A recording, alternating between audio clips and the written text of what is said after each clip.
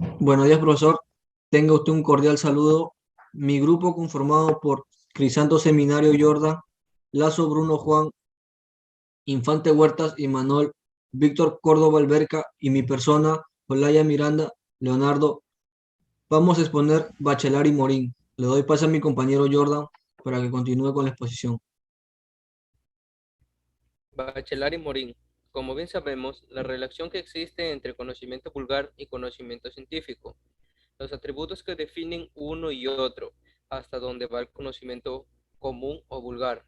La obra de Bachelard es representativa de tal hecho que lo que busca en ese trabajo es plantear bajo un diálogo posible entre las teorías de los cuatro autores, los cuales serían Gastón Bachelard, Niklas Luhmann, Warren Beaver, Kenneth Boulding, para las condiciones de la posibilidad para una a otra mirada hacia la transdisciplinaridad. Le doy pase a mi compañero Leonardo, quien va a seguir con la exposición. Gracias, compañero.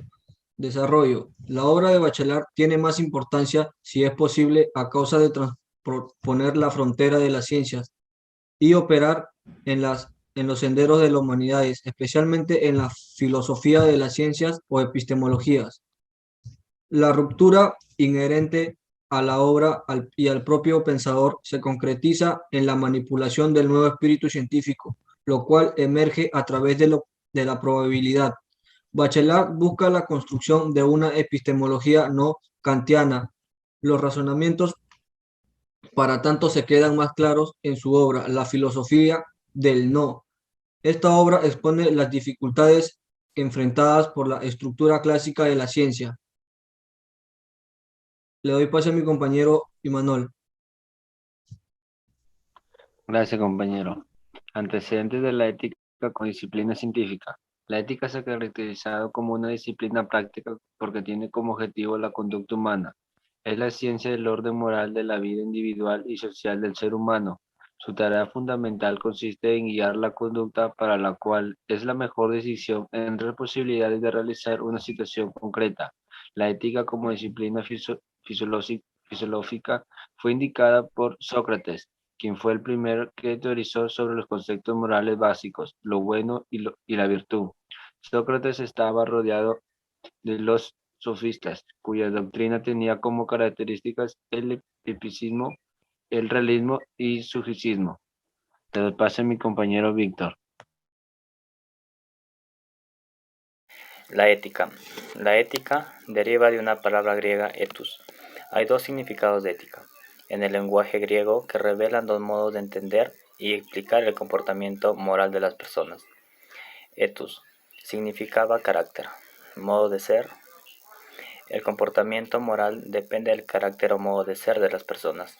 El carácter o modo de ser está determinado por la herencia genética o social y por tanto no se puede cambiar, pues las normas y los valores morales son inmutables. Ciencia práctica que versa sobre la naturaleza y el objeto de la acción humana. Se preocupa de las virtudes morales que no son innatas y se requieren mediante la práctica y pierden por falta de la misma. Una virtud moral no es una facultad, ni una pasión, ni la simple posesión de facultades, ni la manera irrupción de pasiones hacia las personas buenas o malas, dignas de encomio o de censura. Lo que hace de alguien una persona en el estado habitual de su alma, el estado de su carácter. En nuestros días, concepto ética hace referencia a la reflexión sobre el deber y la justificación de por qué deben ser consideradas buenas o malas. Las acciones. La ética es la disciplina de la filosofía que reflexiona sobre cuáles son los principales principios teóricos que fundamentan los valores y las normas morales.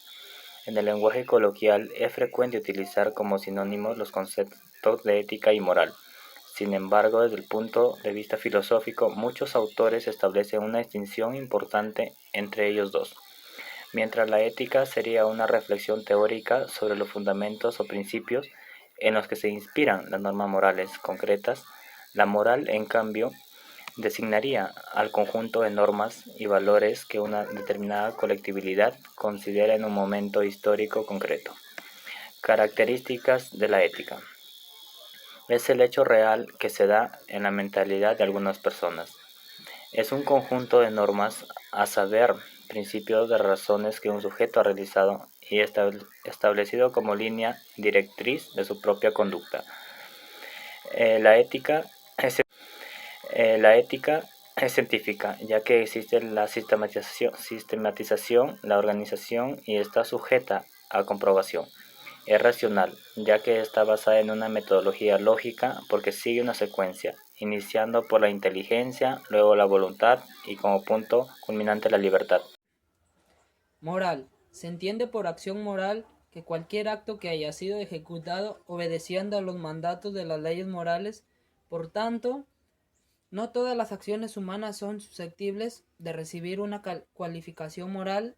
Por ejemplo, donde el punto de vista ético, el estornudar no puede merecer ninguna valoración moral propiamente dicha, salvo que lo hagamos encima de una persona para fastidiarla, con la cual lo valorable moralmente sería nuestra intención de dañar a esa persona, no en el acto de estornudar en sí. Solo podemos hallar de acciones morales o inmorales cuando cumplan al menos un conjunto de condiciones. Ser una acción que afecte a normas, principios o valores morales. Haber sido realizada con libertad, es decirles, teniendo la oportunidad de elegir entre varias opciones antes de realizarla. En el caso en que no exista esa libertad, por ejemplo, si alguien obliga a realizar un acto apuntándome con un revólver, el individuo no puede ser considerado responsable moral de esa acción, que haya sido realizada voluntariamente y siendo consciente de los efectos.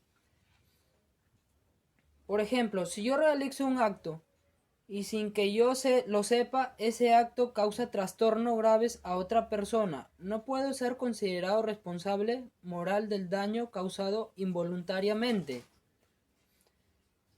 Que yo he llevado a cabo esa acción, puesto que darse el caso de realizar un acto bueno en sí mismo, aunque las intenciones que motivan ese acto fueran inmorales. Por ejemplo, alguien que ayuda económicamente a una familia pobre, aunque lo hace con la secreta intención de obtener favores sexuales, o a la inversa, provocar un daño aunque más intenciones sean buenas.